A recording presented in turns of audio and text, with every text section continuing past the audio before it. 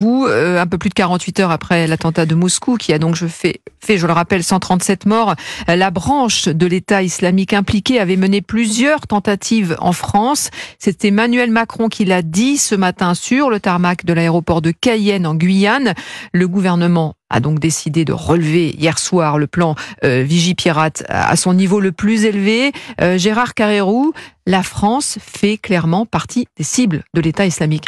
Bah oui, on se rend compte avec cet attentat. D'abord, bien sûr, je pense à ceux qui sont morts, parce qu'on peut pas s'empêcher d'avoir dans notre tête de Français une comparaison, une réminiscence du Bataclan et de l'horreur du Bataclan. Et je pense aux Russes et je me dis que pour eux c'est pareil. Une fois la parenthèse donc la fermée, je me dis que quelque part, on avait l'impression qu'on était entré dans une espèce de rythme tranquille, où c'était un peu le retour à la guerre froide tranquille. Il y avait d'un côté les bons et les méchants.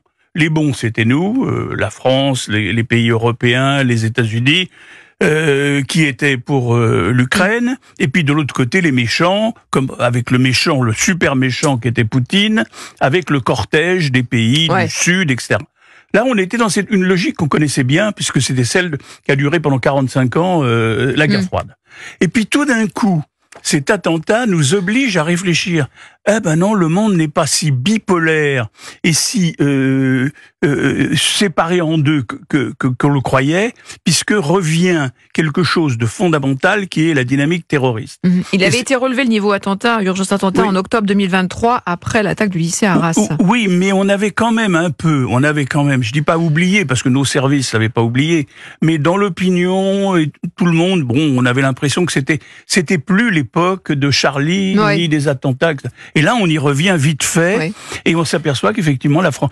Et on se dit, oh là là, la France, et nous avons les Jeux Olympiques, avec des centaines de milliers de personnes qui vont se trouver au bord de Seine dans quelques semaines. Donc voilà, on est obligé de réviser notre géopolitique. Olivier d'Artigol, oui, c'est un retour spectaculaire d'une grille de lecture qu'on a bien connue.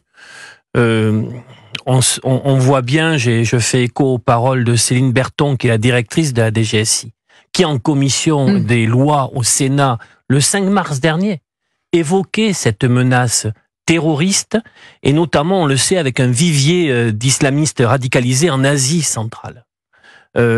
Absolument. On a peut-être eu, Gérard, un lâche soulagement de penser que le pseudo-califat de l'État islamique en Irak et en Syrie étant tapé, que ça mettait fin à une idéologie. Ça n'est pas le cas. On a vu qu'il y avait des loups solitaires, et on vient de voir avec ce Bataclan russe que l'État islamique a peut-être reconstitué sa capacité de projection et de frappe et d'action terroriste. Parce qu'aller frapper à Moscou, qui est une ville particulièrement surveillée, peut-être qu'on parlera de... Même politisée, des services de sécurité.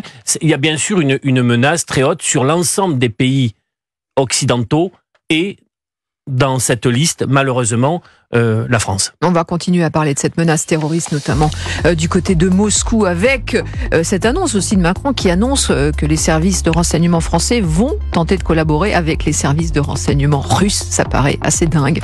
On va en parler avec vous, chers auditeurs d'Europe 1. On se retrouve dans quelques instants. À tout de suite. Bon début d'après-midi avec Céline Giraud, de 13h à 14h sur Europe 1.